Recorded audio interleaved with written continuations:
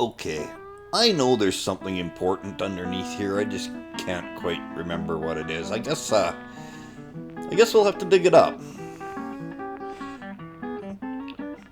Little did I know at this point in time that that wasn't a snow pile, it was actually an ice block.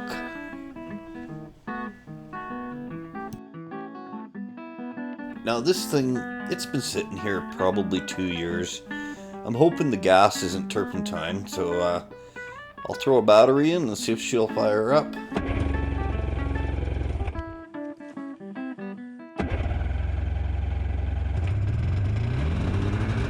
Oh, so that was relatively painless. Okay, so it's running, but what you can't hear is it's running really crappy. It's not running good enough that I can get it up and out of this hole on its own. I'm gonna have to find an ulterior method for getting it close to the garage so I can work on it a little bit, maybe clean the plugs up and maybe drain the fuel.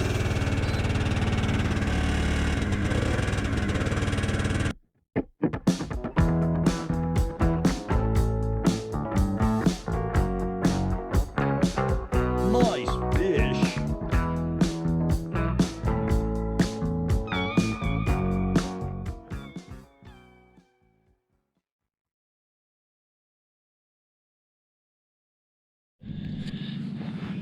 Okay, so we know this thing does run. Well, that's a bit of a stretch. I think it's actually only running on one cylinder right now.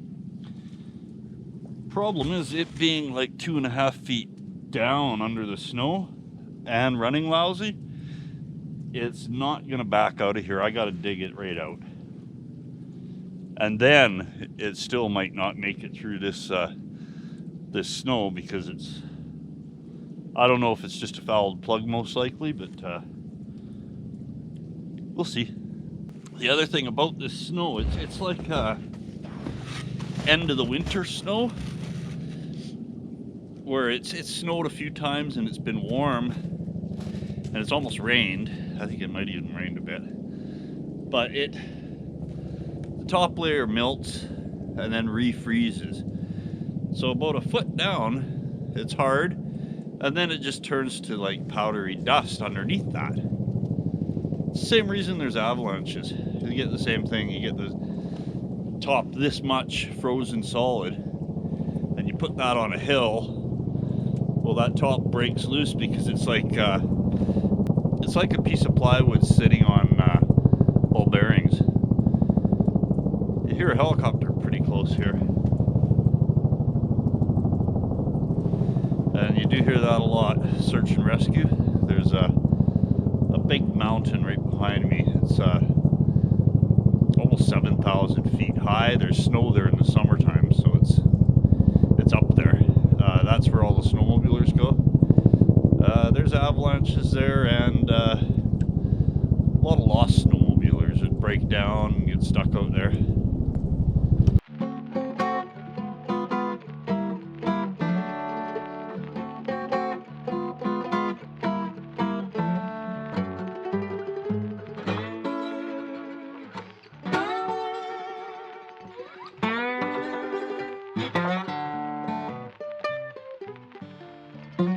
Kind of thinking if I have it maybe dug out by spring, then I just got to work on it and get it running good. It should be good to go for summer. Okay, so first things first, the car has to be moved. It's in the way. And then I guess I'm gonna have to bring the machine in and move some of this snow ice stuff. I tried to move the car under its own power, but it just wants to spin on the ice, so gotta give it a little bit of coaxing.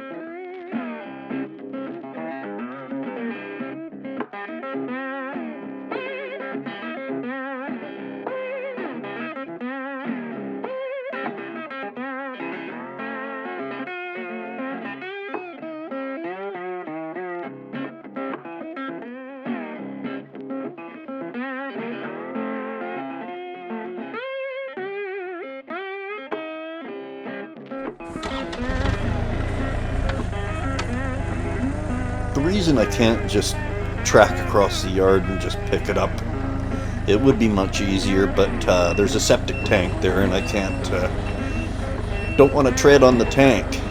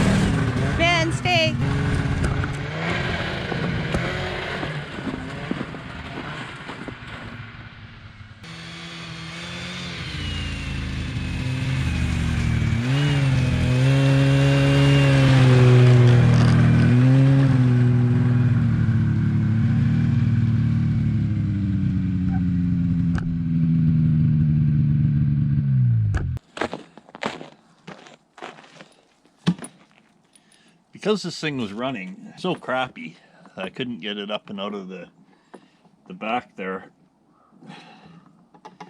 And I believe it to be the fuel. So I'm going to try something here. See if I can get this old fuel out.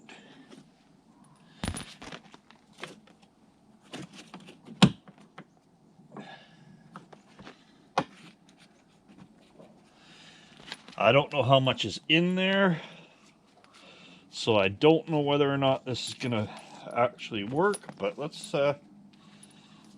It's called a shaker hose. Basically all it is a little ball bearing in here.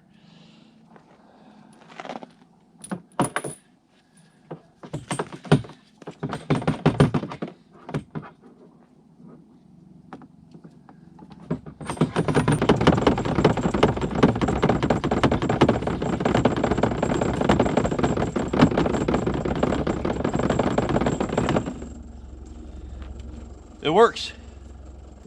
Now the problem is my jerry can's gonna get too full.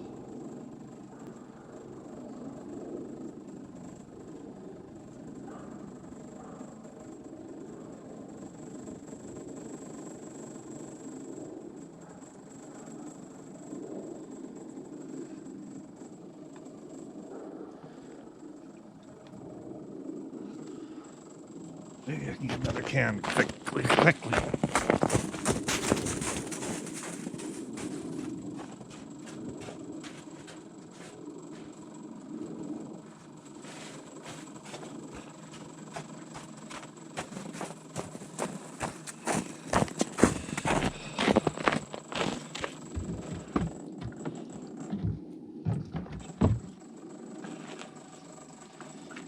Well, wasn't quite quick enough, but minor lossage.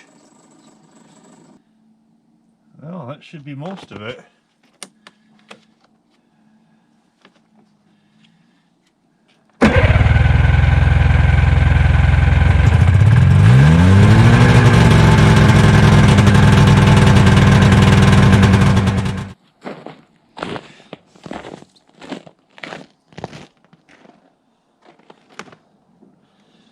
Since draining the gas, there's still a tiny bit maybe left in it.